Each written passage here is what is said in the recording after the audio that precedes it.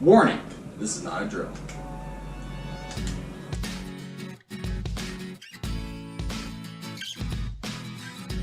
Alright, today we're going to talk about drill and impact drivers and what's the difference between them.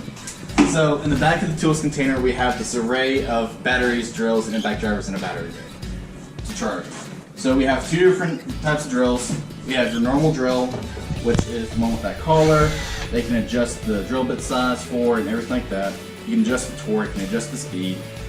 These are great for drilling pellet holes and for if you have to drill a hole, use these. They're called drills for a reason.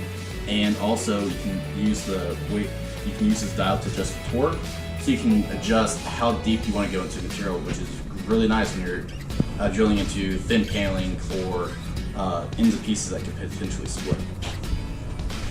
An impact driver is not made for those same things. An impact driver is made to gun it.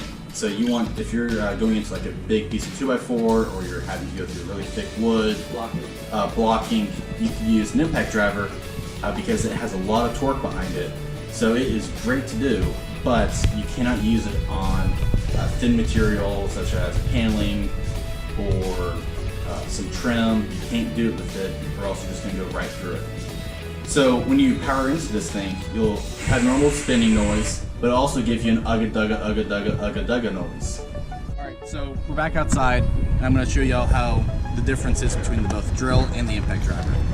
So the impact driver has a different bit than the drill itself, because it has this weird shaped bit that has this groove in the center of it, which you use for the impact driver, so it has something to grip onto.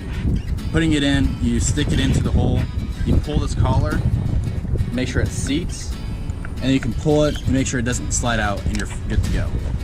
So going into the drill itself, press down into it, get it going, and you can muscle up into it. Hear that ugga-dugga noise? That's the noise I'm talking about.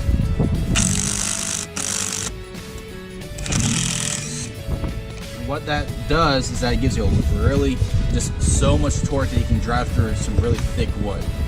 So going to the drill can use that same bit, or it can use these smaller bits.